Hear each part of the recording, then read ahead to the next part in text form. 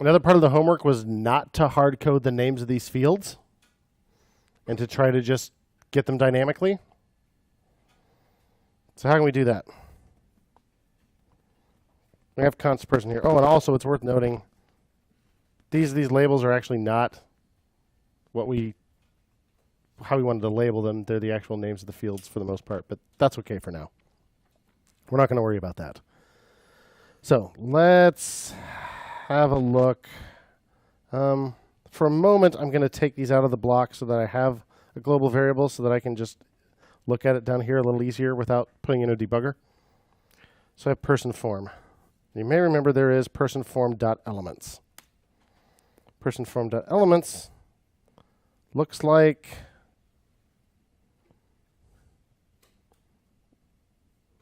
a bunch of inputs. Age, birthplace, hair color, person name. It's also an array, it looks like, or it's an array-like thing. They're indexed by the numbers and the names. That's kind of interesting. So maybe we can use something like that. We don't even need to say, maybe we don't even need to create this thing, because this thing looks an awful lot like form elements. So what if instead of doing that, we say render list form, remember form is set to event target, form.elements. And we can go ahead and wrap this in an object again. Excuse me. Up here.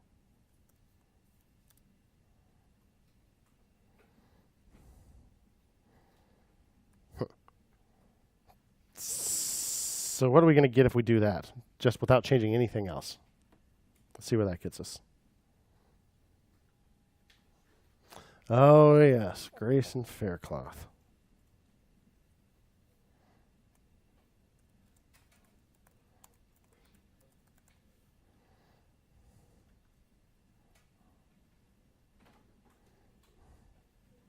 Forest Green.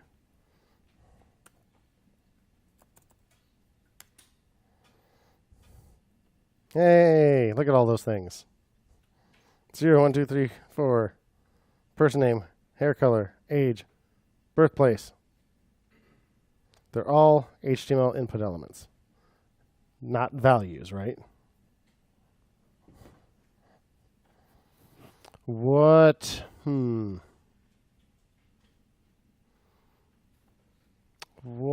if we say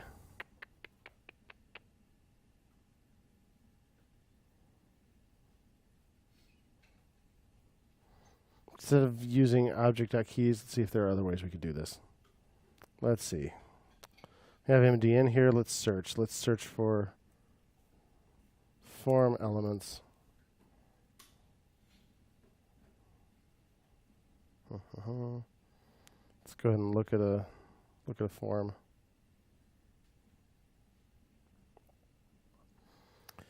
What attributes does it have?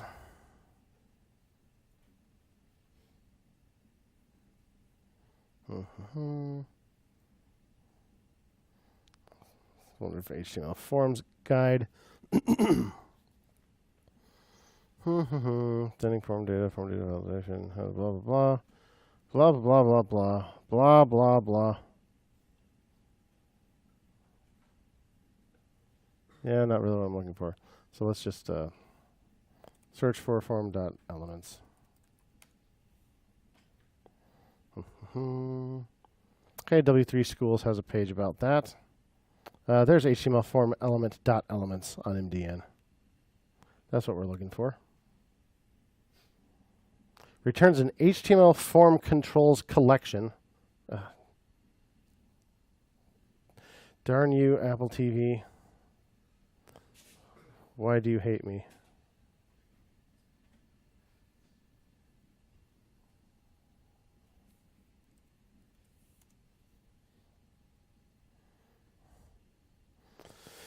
Even Apple TV thinks I've been talking too long. Okay. Returns an HTML form controls collection, so it's not an array, and that sounds like a type of object, but it's not a normal object. Of all the form controls contained in the form element, with the exception of input elements which have a type of image. You can access a particular element by using either an index or the element name or ID. But apparently, if we just call keys on that, it gives us a whole lot of stuff. Okay, there's all kinds of neat stuff there. All right, form elements loop. See if we can find an easy way to do that. Let's see what Stack Overflow has to say. You will probably see this quite a bit. So let's get used to it. I have a form and I want to loop through all the input fields, check their blank properties, blah, blah, blah. You need to get a reference to your form, and after that, you can iterate the elements collection. Hey, that's what we're doing. So what's he say? Okay, he uses a regular old for loop. Let's make this a little bigger. And he just does it by numerical index instead of using object.keys. We can do that. We could also still use map. Maybe. I'm not sure because it's not really an array, but it is a kind of array-like. Let's find out if we can just, instead of using object.keys person, what if we just do person? I bet we can't, but let's see.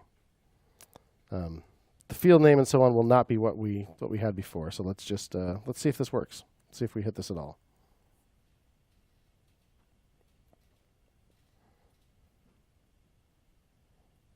Refresh. Try to submit it. Nope. Person.map is not a function. This person isn't really an array. But what if we could turn it into one? It is a collection-y thing. Capital A array dot from person. Is it a thing? It auto-completed it. Might be a thing. Tappity tappity. It's a thing. Is it the thing we want?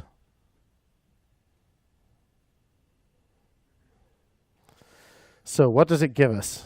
Probably not the field name. It gives us the actual field, the actual input. And so let's see the array it created. It has 5 items in it. 4 inputs and a button. Not bad.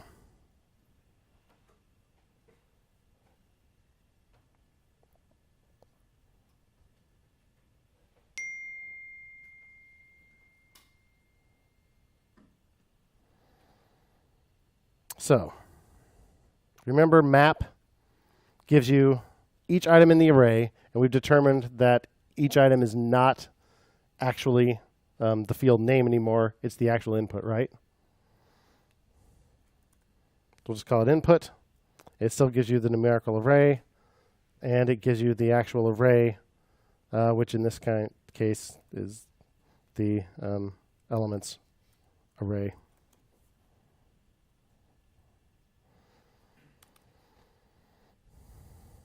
So render list item still expects the actual name of the field and the value of the field. So how can we get those when we have the input?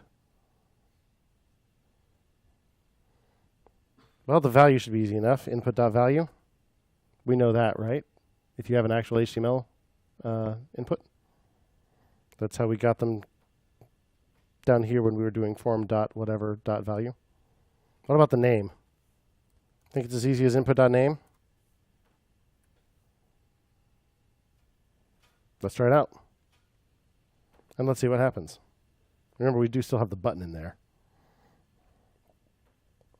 All right, I refreshed. Tappity tappity. Colory colory. aged, birthplacity.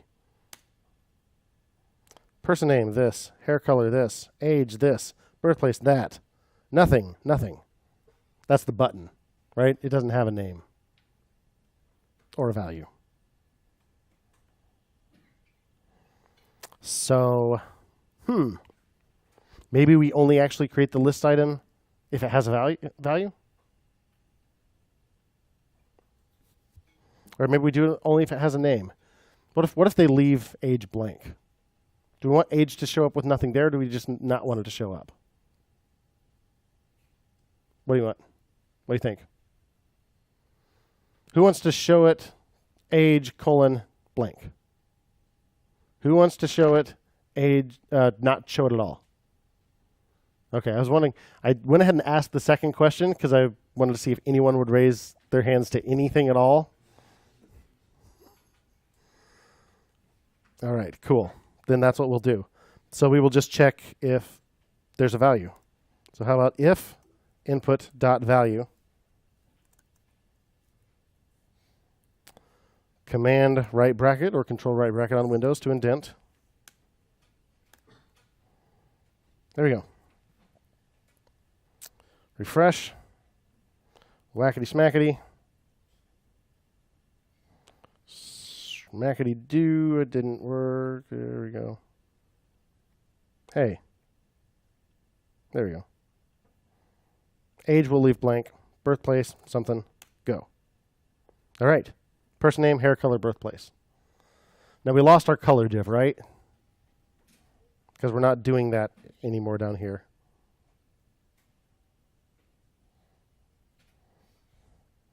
How do we get it back?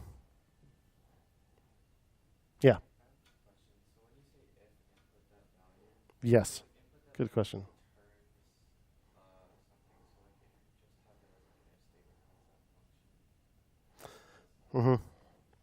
So this gets down to truthiness and falsiness. It's not going to return a Boolean, right? It's going to return a string or something like that. But all values have a truthiness or falsiness to them. Most things are truthy. Things that are falsy include cuss the lamentable day, Apple TV. Now let's see if I can talk about this while fixing this.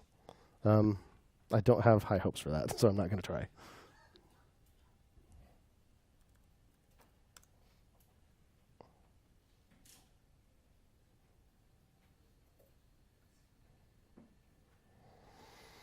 Okay.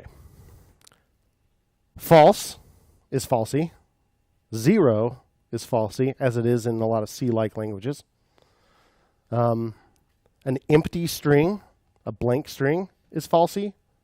A blank array is also falsy. There's a value called undefined that is falsy. And there's null that is falsy. Why are they both undefined and null? We'll talk about that later. But it's a whole thing. So if you have an object and you say that object dot some property and that property doesn't exist, you're going to get back undefined. You're not going to get an exception. Now, if you try to then put another dot on the end of that, then you're trying to get a property of undefined, and that doesn't make any sense, and that's going to actually throw an exception. But if you just try to get a property that isn't there, it's going to return undefined. And undefined is falsy. So that works. But an empty string is also falsy. Here's a way that you can test whether something is or isn't. What's the opposite of something falsy? True, right? What's the opposite of that? False. So if you just throw a double negative in front of something, so double negative empty string, false.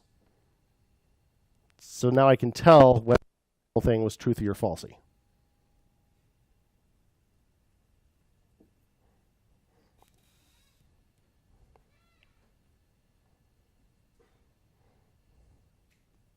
Another way, you could say true and that thing. Then if it's truthy, the whole thing's going to be true.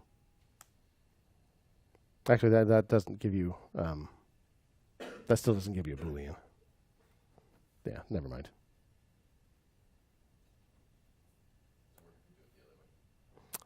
Yeah, put true second. Good question. And true. No. Why did they do? Yeah, we could do that. Try to discourage using double equal for anything because it's so confusing in JavaScript. We haven't talked about that yet. Generally, you use 3 equal signs because it'll do some type conversion for you. Not is my favorite succinct way to tell the truthiness or falsiness or something, or to force it to be a Boolean. Yeah, you could do a comparison too. All right, so anyway, that worked to not show it. But we got to do something about hair color. Oh, I didn't mean to split this. So the inputs also have a type, right? Text, number, etc. And that one's a color, right? If we had another color field, we'd probably want to check it the same way. So we could check that.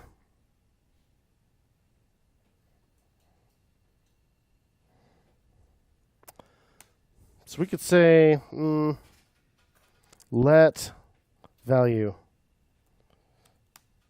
if input dot type triple equal the string color, value equals was it render color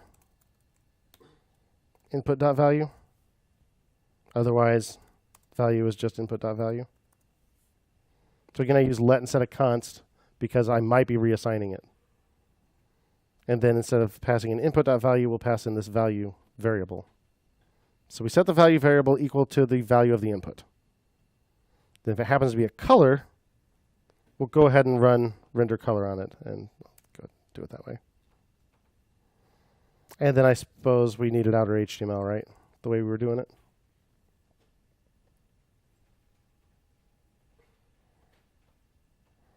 Refresh.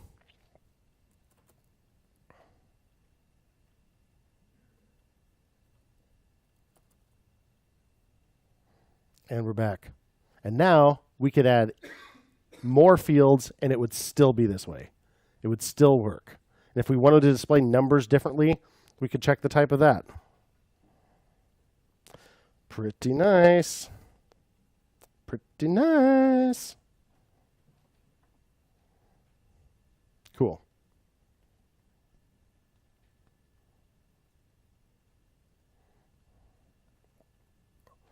Avoid hard coding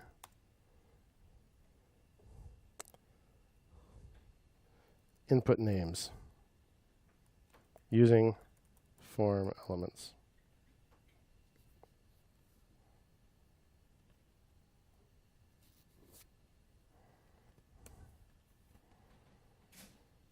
This is looking pretty good. Speaking of looking good, I'm going to throw in a slightly fancier style sheet real quick.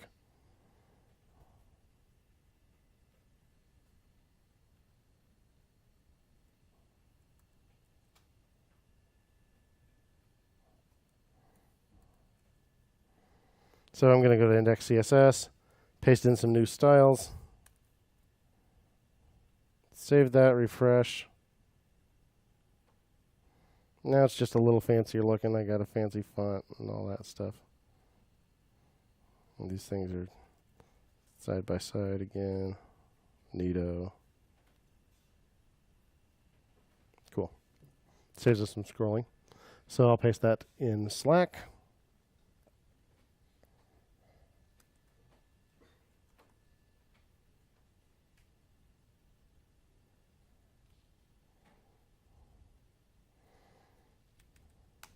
There we go.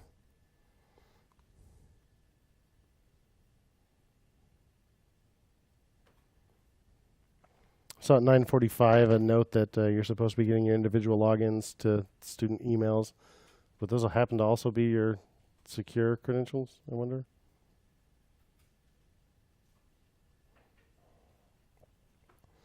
All right. And I promised we would do another little thing where we try to put this all inside an object. so we can learn a little more about JavaScript objects.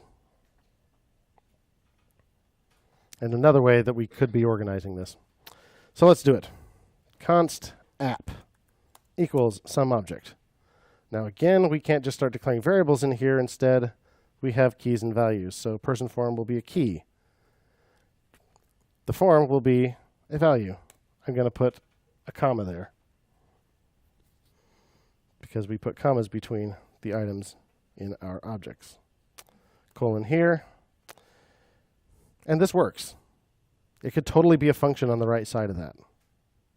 Just don't forget your comma. Render list item, colon, some anonymous function. Don't forget your comma. Render list, comma. Handle submit, colon. All right, now what do I do about this? This isn't a variable assignment or anything. This is just a thing I want to run. I'm going to have to put that in some kind of function inside this object. So what if we had a function that we're going to run when this thing starts? Let's call it init. It'll just be a function. That function will add this event listener. So this is really where we want to do this. So we will set const person form. That's the only place we use person form, is to add the event listener to it. Okay, I no longer have any red squiggles. It looks like I've successfully turned this into an object. So then what else do we need to do? We need to make sure we run this. And this is the only thing we're going to actually run. Everything else doesn't happen until we actually run handle submit. So at the bottom, I'm just going to run app.init. So I have this app object and everything else lives inside there. Now it's not going to work quite yet. So this is going to look for a function called handle submit. There's not a function just called handle submit, because handle submit is now a property of app. So how do we do that? Well, there's a word I've been using kind of casually throughout, method. When a function is a property of an object, it's a method. You can get to it using the dot syntax. So handle submit is really app.handle submit now.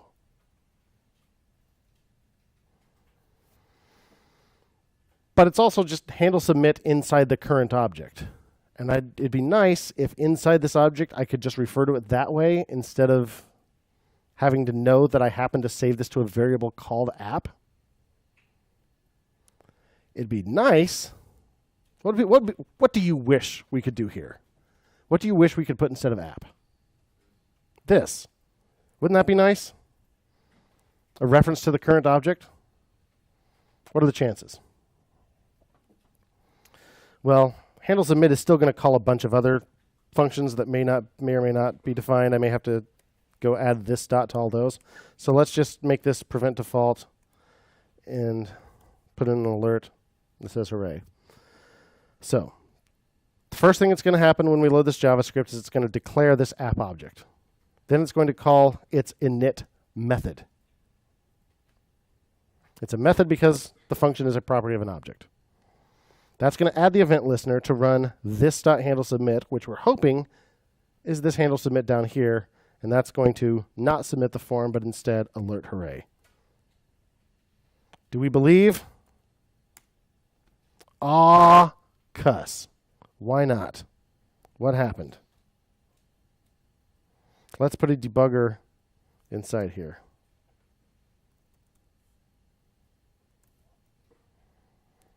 Refresh. Let's look at our variables and such. This object, okay, there it is, handle submit, right there. So it would sure look like this dot handle submit would be that function.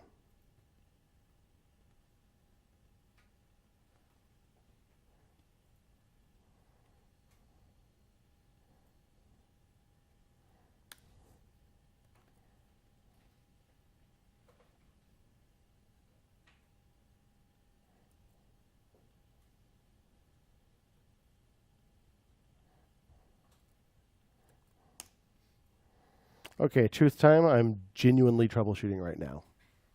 This should have worked. Okay. Person form. There it is. I add the event listener. Submit. This dot handle submit, which is right here. And we confirmed that this is what we expected.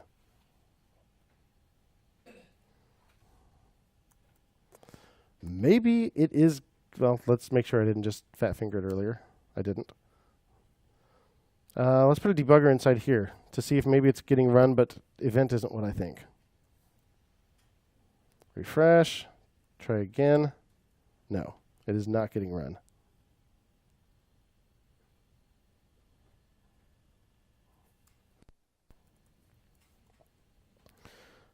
Okay. Oops, dang it.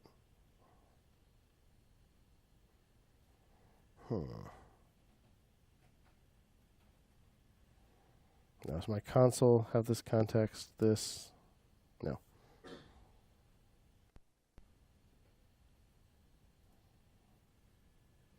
What seems to be the problem? This window seems to be a little too tall. This dot handle submit.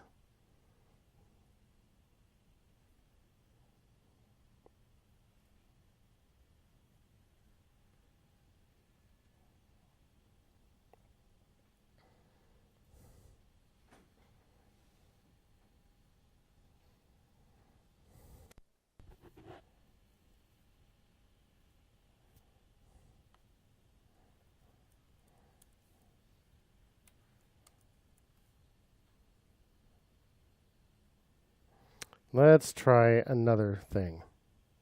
What if instead of just saying this handle submit, let's declare an anonymous function in here that receives the event. And all this function does is call this dot handle submit, passing in the event. How's that look?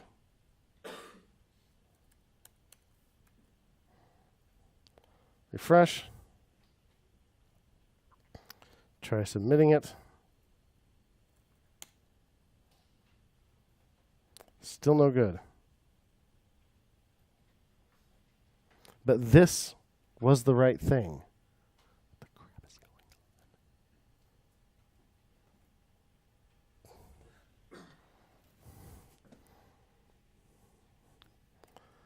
on? Console.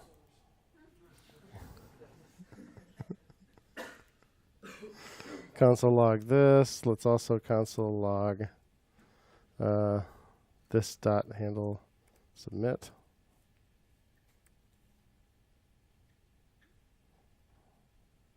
Refresh. And now it says it's window.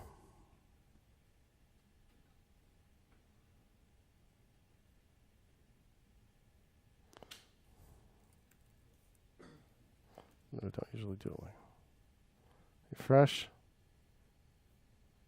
Now it's the right object. If you're doing it this way, actually fat arrow functions work against you.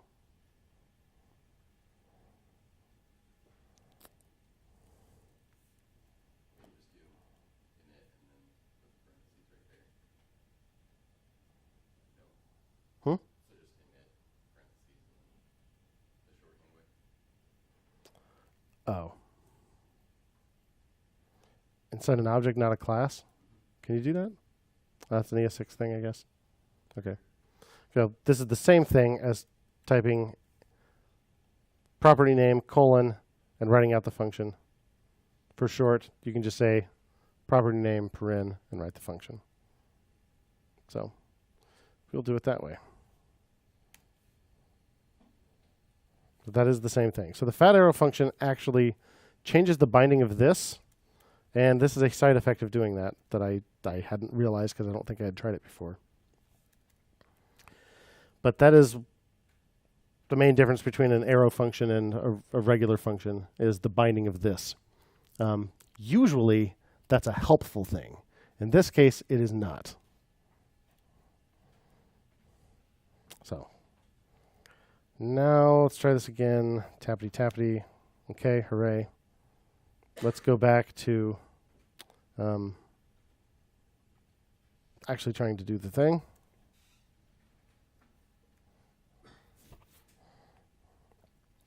Okay, so again, render list needs to be this dot render list.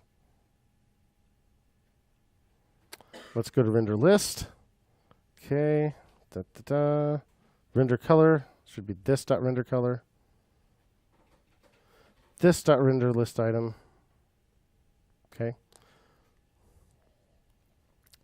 Now, here I'll point something out. I'm not actually inside this function anymore. I'm inside this map when I say this dot render color. This is a case where the fat arrow function is actually going to make life easier. This is something you would usually have to learn the hard way. If we just wrote function here instead of using arrow, this would go back to being the global object.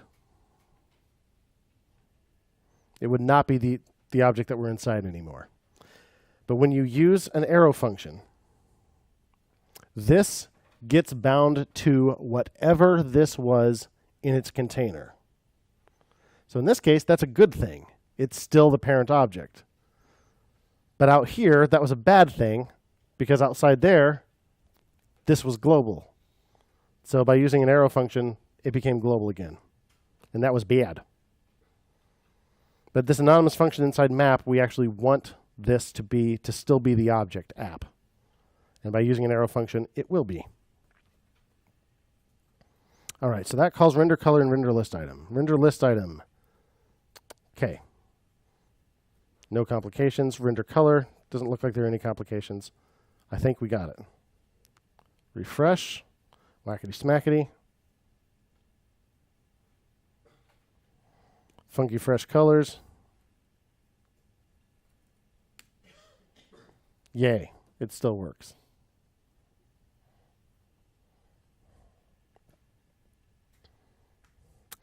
Now I'm going to actually commit in 2 steps here because I also changed the CSS. So I'm going to say git add index.css instead of dot. Commit. Update style sheet. Then I'll commit the rest of that. Wrap everything in an object with methods.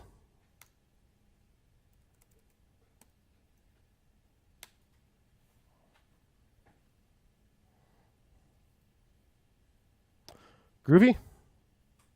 Complicated, but groovy.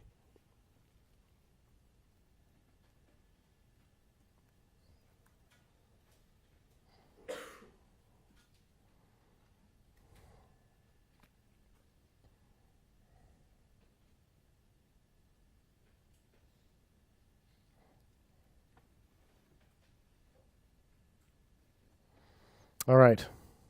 You ready for some hardcore homework? Ah, shucks. I'm going to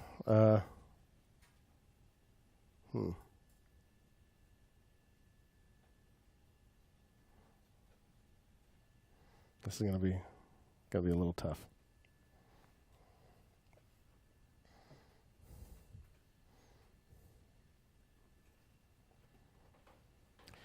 You guys are gonna make a class roster.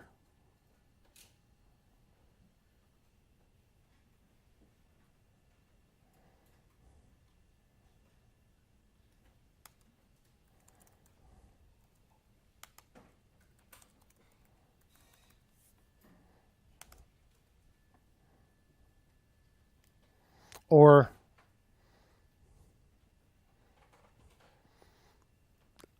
a roster of acrobats for tonight's show. Yes, you're going to make a roster of acrobats for tonight's show. Or at least that's what I'm going to make when I demonstrate it next time. You can make it a class roster. It doesn't matter. It's a list of people. But it's going to be pretty simple. Your baseline goal. User can enter a name to be added to the roster.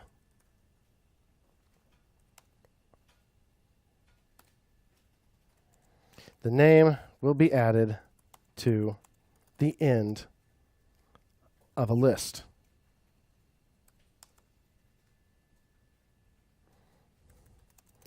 Bonus credit.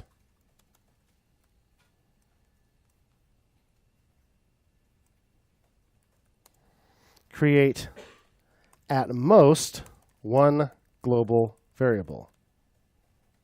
Feel free to create 0.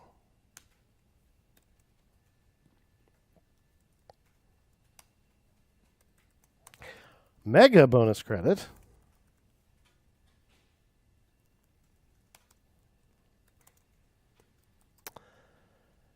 Add names to the top of the list instead of the bottom. And yes, that's mega bonus credit because you'll have to look up how to do that, or guess, because we didn't talk about it. Super mega bonus credit.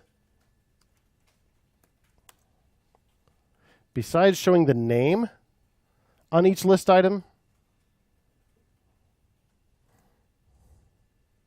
add a delete button to every list item that removes the name from the list when clicked. Now, we don't know how to do that exactly, but we know how to make buttons. We know how to add things to list items. We know how to add event listeners. We added a submit event listener to a form. Why couldn't we add a click event listener to a button? We can do it. Remove the name from the list. Well, we know how to add things. I bet we can figure out how to remove them too if we try hard enough. But it is super mega bonus credit. Super mega bonus credit hyper fighting.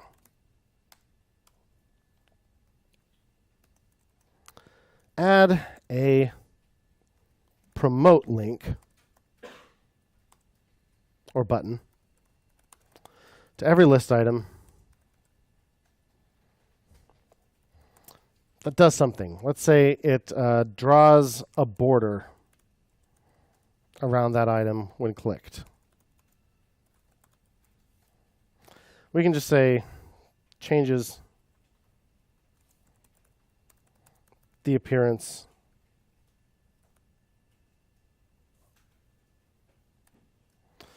for example, changes the background color, draws a border, etc. Adds a border.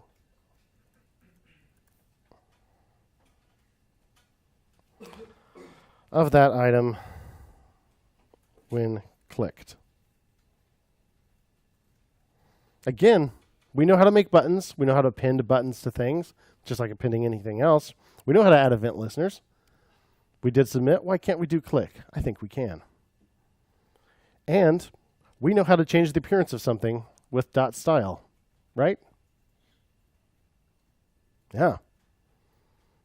You can do it. I believe in you. Ivan believes in you.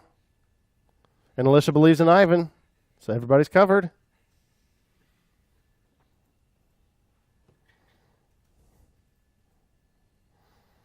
Go ahead and get started. Try it for the next few minutes.